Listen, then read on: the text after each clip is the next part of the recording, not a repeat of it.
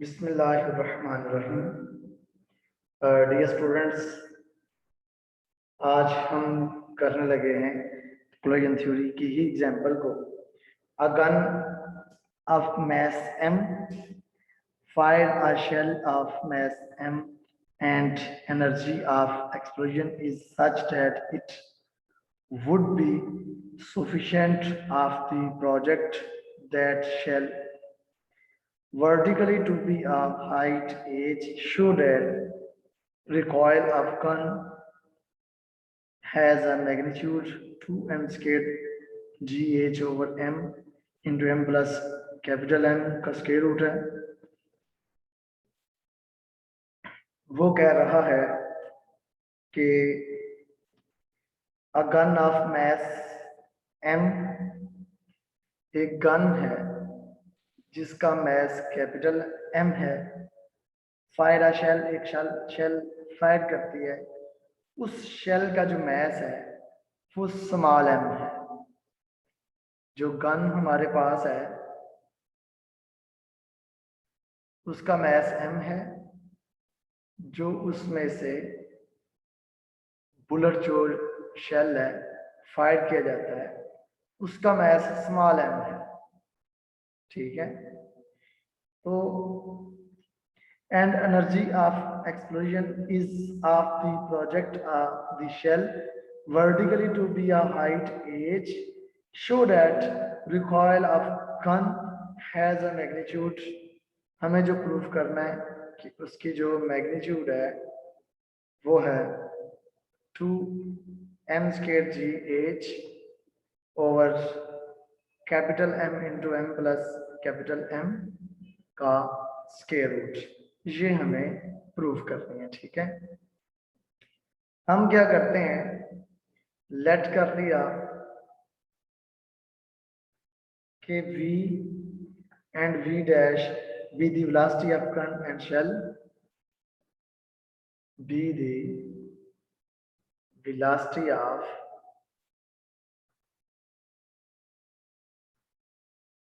gun and shell।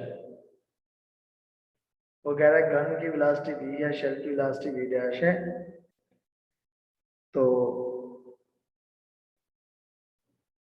Then by law of conservation of momentum क्या होगा, then by law of conservation of momentum, then by law of conservation of momentum, गोली चलने से पहले का velocity का, क्योंकि गोली जब चली नहीं है, गन भी रेस्ट में है, शेल भी रेस्ट में है, तो दोनों का मोमेंटम पहले का जीरो होगा और चलने के बाद कैपिटल M, क्योंकि गन पीछे की तरफ आएगी, गोली आगे की तरफ जाएगी, इसलिए एक की वेलोसिटी को पॉजिटिव लिया, एक की वेलोसिटी को नेगेटिव ले लिया। हमारे पास आ गया capital M v is equal to M we dash, और v डैश की वैल्यू हमारे पास आ जाएगी capital M v over m v dash, इसको हम इक्वेशन 1 कह लेंगे। उसके बाद हमने लगाया by law of conservation of energy, क्योंकि एनर्जी भी एक्सप्लोजन में हमें हासिल हुई है। Now by law of conservation of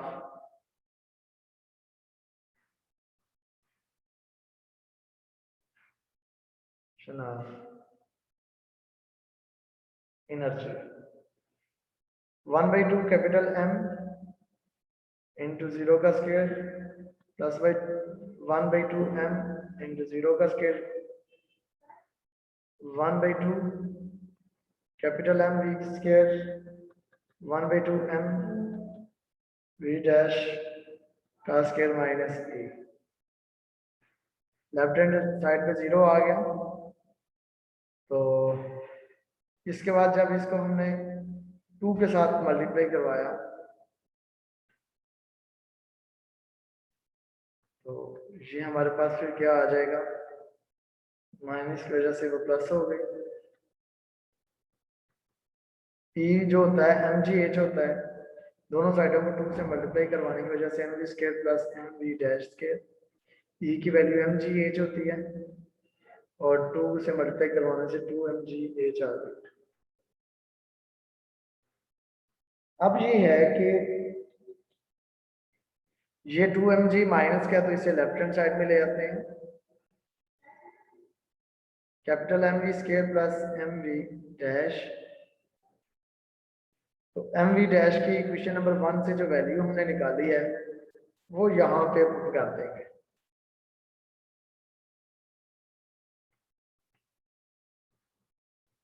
वो यहाँ पे हम पुट कर देंगे, वी डैश की जो वैल्यू है ना एम वी बटा एम, इसको वी डैश की जगह पे अब हमने पुट करना है 2 M G H capital M we dash M V square, V dash की जगह पे वी डैश की वैल्यू कैपिटल एम वी बटा small M, capital M V बटा स्मॉल एम, तो स्मॉल एम से कट जाएगा, ये सॉरी यहाँ पे वी डैश का स्क्वायर है, ये वी डैश का स्क्वायर आ रहा है, तो इस वजह से इसका भी स्क्वायर आ जाएगा, तो ये हमारे पास आ जाएगा 2 M G H is equal to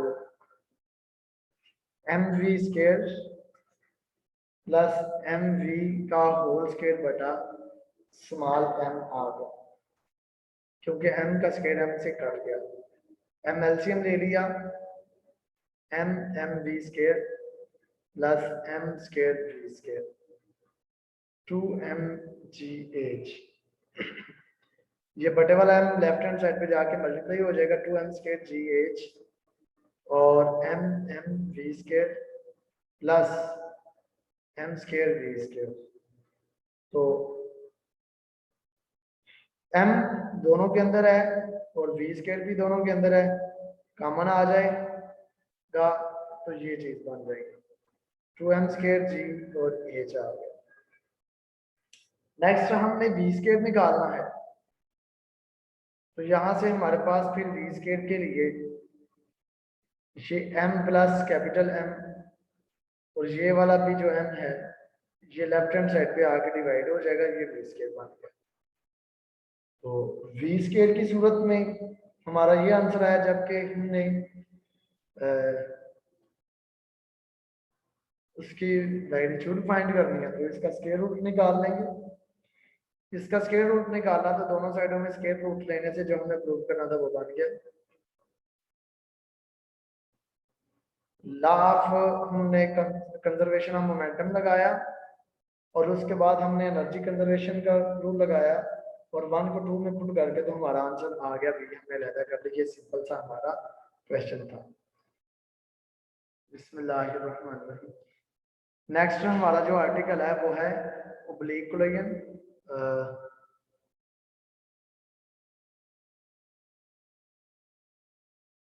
oblique collision के अंदर हमारे पास 2 बॉडीज हैं इस तरह से, ठीक है। अब ये दोनों बॉडीज जो हैं हॉरिजॉन्टल के साथ किसी खास एंगल से टकराती है,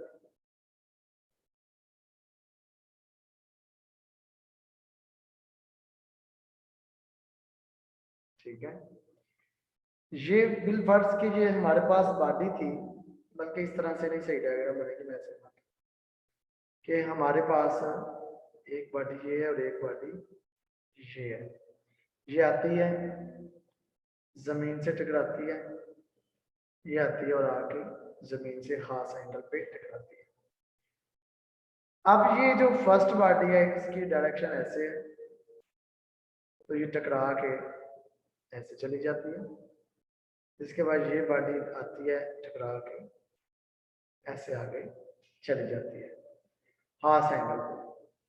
अब मैं कह रहा हूं कि इसकी ये जो वेलोसिटी थी ये u1 थी, इसकी ये जो वेलोसिटी थी ये v1 थी, u2 थी इनिशियल वेलोसिटी u से, ये u2 थी, इसकी वेलोसिटी v1 है, इसकी वेलोसिटी v2 है, और मैस ये m1 है, ये m2 है, तो ये टकराने का एंगल है और ये आगे फिर जाने का, ये टकराने का फिर ये आगे जाने का एंगल, इसको मैंने अल्फा कहा ये अल्फा एंगल से टकराया, ये बीटा एंगल से टकराया, ये थीटा से आगे चला गया, ये फाई से आगे चला गया। अब u1 के साथ अल्फा है, u2 के साथ बीटा है, v1 के साथ थीटा है, v2 के साथ फाई है। इसको मैं क्या कहूंगा कि v1 साइन थीटा, v1 के साथ थीटा आएगा, is equal to u1 sine alpha, u1 sine के साथ अल्फा आएगा। इसी तरह से v2 sine five, u2 sine beta आ जाएगा। ये दोनों आपस में इक्वल है। अब लॉ ऑफ रेस्टिट्यूशन यहां से कैसे चेंज होगा? लॉ ऑफ रेस्टिट्यूशन में क्या फर्क आएगा? लॉ ऑफ रेस्टिट्यूशन बन जाएगा v1 क्योंकि इनके आपस में साइन तो इक्वल होंगे, ठीक है, वो हमने इक्वल कर दिया।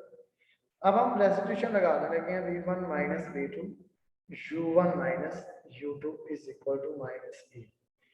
v1 के साथ थीटा क्या है, एंगल क्या थीटा है, तो cos थीटा आ गया। v2 के साथ जो एंगल है फाई, cos का वो एंगल आ जाएगा।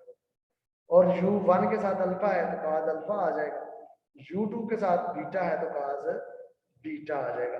सेम वही फार्मूला सेम टू सेम है, सिर्फ उसके कंपोनेंट लिखे cos वाले। जो इसके वर्टिकल कंपोनेंट है वो तो आपस में इक्वल है, वो आपस में इक्वल है। v1 sin theta is equal to u1 sin alpha और v2 sin phi is equal to u2 sin beta, ये आपस में इक्वल है। तो ये बेटा ये सिर्फ फर्क आया थोड़ा सा ये ओब्लीक के अंदर, ओब्लीक में इसके साथ वो आ गया है, कंपोनेंट आ गया, कास वाला कंपोनेंट इसके अंदर यूज हुआ है। अब वो कह रहा है oblique of a smooth sphere against a fixed plane या बैरियर। ओब्लीक को हमने करना है, वो कह रहा है a particle of mass m moving with velocity u impact the plane obliquely. Suppose v be the velocity after impact as the in figure, then by law of restitution, तो law of restitution की तरफ हम चलते हैं। पहले मैं diagram बना लूं इसकी, जिसके बारे में वो कह रहा है कि एक बॉडी जो है वो किस तरह से हॉरिजॉन्टल जो प्लेन है उसके साथ जाके टकराई है। तो ये मैंने एक यहाँ पे प्लेन बनाई और ये मैंने बॉडी बनाने लगा, ये मैंने ड्रा की। ये हमारे पास एक बॉडी है जो एंगल अल्फा के साथ आके टकरा रही है। तो जब एंगल अल्फा के साथ आके टकराएगी तो एंगल थीटा के साथ रिफ्लेक्ट हो जाएगी। तो ये है, ये यहाँ पे मैंने ये बनाया। ये मैस जो है मेरे पास एक बॉडी है हैवी मास, उसकी वेलोसिटी u है जो कि एंगल अल्फा के साथ टकरा रही है, ये नॉर्मल है और इसके साथ जो एंगल थीटा है वो एंगल थीटा से रिफ्लेक्ट हो रही है। तो देन इसकी वेलोसिटी v है। प्लेन और बैरियर, इसको हम प्लेन कहेंगे जिसके साथ टकराई है, या फिर हम बैरियर का नाम भी इसको देंगे, ठीक है, प्लेन और बैरियर, ये चीज है। अब सारा कुछ इसमें मैंने मेंशन कर दिया, कौन क्या है, मैस m है, u इसकी इनिशियल वेलोसिटी है, v इसकी फाइनल वेलोसिटी है, इनिशियल एंगल इसका अल्फा है, फाइनल एंगल इसका थीटा है। सो डियर स्टूडेंट, यहाँ पे जो हमारे पास आ जाएगा, क्योंकि बॉडी एक है दूसरी बॉडी नहीं, वैसे जो इसका रूल होता है v1 cos theta minus v2 cos phi होता है, तो वो दूसरा है नहीं, उसकी जगह 0 आ जाएगा, u1 cos अल्फा और minus u2 cos beta, this is equal to minus E. तो इसमें साई और बीटा है ही नहीं, v1 cos थीटा माइनस 0 और u1 cos alpha minus 0 is equal to minus E. तो ये हमारे पास आ जाएगा v1 u1, क्योंकि इसकी डायरेक्शन नीचे की जाना है, v की डायरेक्शन ऊपर की जाना है, इसलिए हम इन दोनों में से एक को u को ही हम नेगेटिव ले लेते हैं। तो ये हमारे पास v1 cos थीटा आ गया, तो देन हमारे पास ये minus u1 cos alpha minus E के साथ e u1 cos अल्फा बन गया, ठीक है, इसको हमने कह दिया ये 1 है। उसके बाद हमने कहा कि आल्सो फॉर ओब्लीक इम्पैक्ट, हम ओब्लीक इम्पैक्ट के लिए, क्योंकि हमें पता है कि v is equal to sine theta v sine theta is equal to u sine alpha. Oblique impact के लिए इसके साइन भी आपस में सेम होते हैं, इसे हमने ट्रू कह दिया। उसके बाद हमने इनका स्क्वायर भी ले लिया दोनों इक्वेशन का और उनको आपस में ऐड भी कर दिया। इनका स्क्वायर और इनको ऐड करने से क्या हो जाएगा, v का स्क्वायर cos का स्क्वायर, फिर आ जाएगा v का स्क्वायर साइन का स्क्वायर। लेफ्ट हैंड साइड में यह आ गया, राइट हैंड साइड में आ जाएगा e का स्क्वायर u1 का स्क्वायर cos, बल्कि u का स्क्वायर cos अल्फा और u का स्क्वायर साइन अल्फा। तो ये v स्क्वायर कॉमन ले लेंगे तो ये sine square theta plus cos square theta बन जाएगा।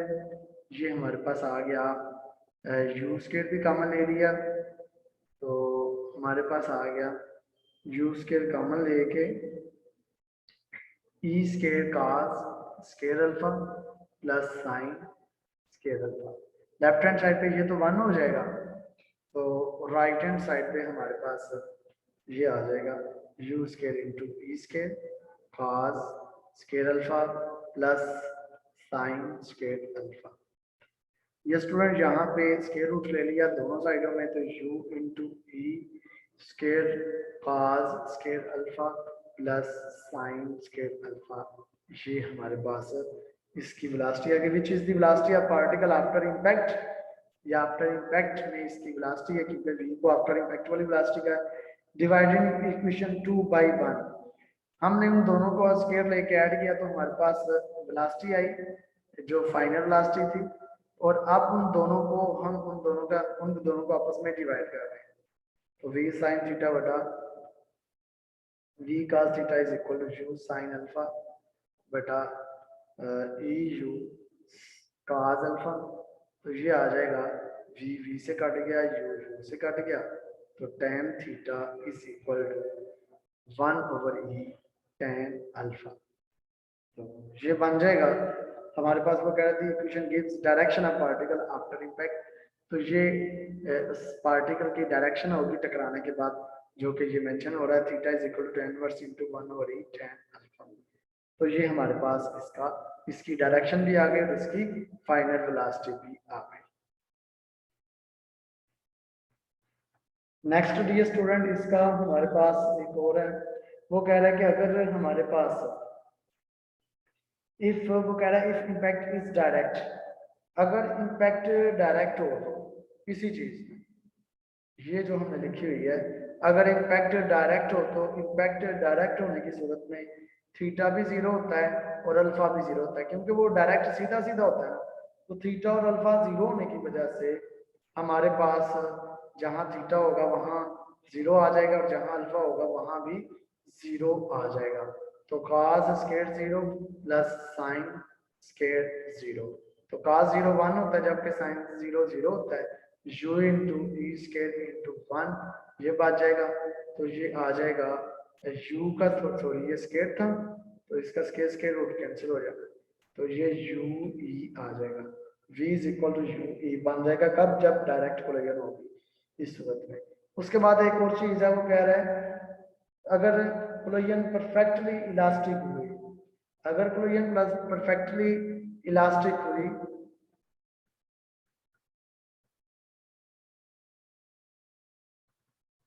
अगर कोलिजन परफेक्टली इलास्टिक हुई तो देन फिर v आएगा square root of u square into E square cos square alpha plus sine square alpha.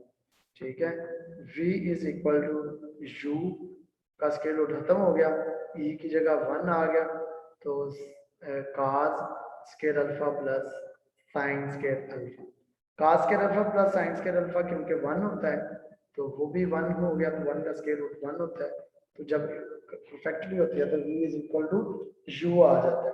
ठीक है, इसके अलावा जब है कि जब हमारी कोलिजन जो होती है परफेक्टली इन इलास्टिक हो, जब वो परफेक्टली जैसे पत्थर से टकराए इन इलास्टिक हो, परफेक्टली इन इलास्टिक हो, तो देन क्या होगा, v is equal to u square into 0 square alpha plus sine square alpha. तो ये फर्स्ट वाला 0 हो जाएगा, तो ये हमारे पास आ जाएगा you square into sine square alpha. तो ये हमारी v आ जाएगी you sine alpha, you sine alpha के इक्वल आ जाएगी। जब यू साइन अल्फा के इक्वल आ गया तो देन हमारी डायरेक्शन, क्योंकि परफेक्टली इनइलास्टिक की सूरत में 1/e जो है वो हमारे पास 0 होने की सूरत में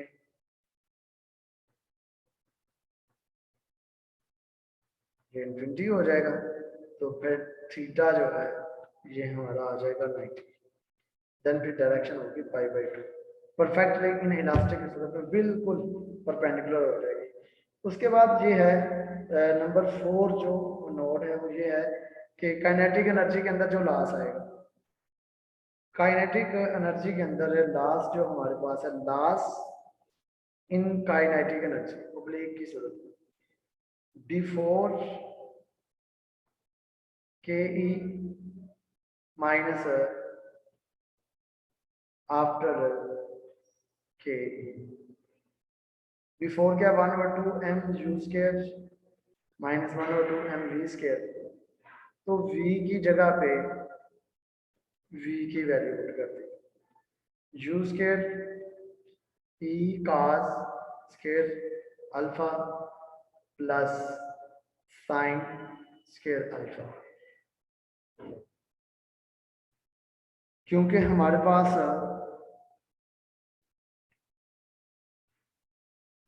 दोनों रकमों के अंदर 1/2 मौजूद है, m भी मौजूद है, u स्क्वायर भी मौजूद है, तो कॉमन निकाल दिया, ये 1 आ गया, ये माइनस आ गया, e cos square alpha plus sine square alpha, ये बन गया। ये माइनस है तो ये भी माइनस ही लिखा जाएगा, ये प्लस नहीं, ये माइनस लिखा जाएगा। ठीक हो गया। उसके बाद हमारे पास आ गया 1 माइनस साइन स्क्वायर अल्फा जो होता है 1 minus sign square alpha cos square alpha होता है 1/2 mu square cos square alpha बन गया minus e square cos square alpha.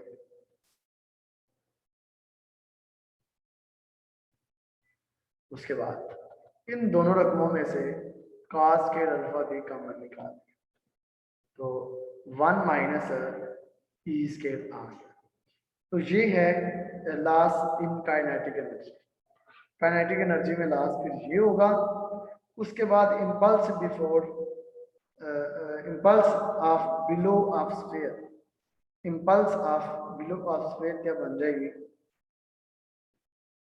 Impulse I is equal to mv cos theta minus into minus mu cos alpha. तो ये आ जाएगी m common आ जाएगा और ये हमारे पास v cos थीटा जो होता है, एक इसको पहले मैं मेंशन कर दूं, जो v cos थीटा होता है ना वो इज इक्वल होता है eu cos alpha, eu cos alpha, लिहाजा v cos थीटा की जगह eu cos अल्फा आ गया, माइनस और माइनस प्लस हो गया mu cos अल्फा। तो कॉमन आ गया mu cos अल्फा, तो e प्लस 1। तो ये हमारे पास impulse below of the sphere. ये था डियर स्टूडेंट आज का हमारा लेक्चर। नेक्स्ट हम इसके ऊपर क्वेश्चन करेंगे, बहुत आसान है, ये कुछ कंडीशन इसकी मैंने आपके साथ शेयर की हैं। तो इजाज़त चाहूँगा, आज के लिए इतना ही काफ़ी है। अल्लाह हाफ़िज़।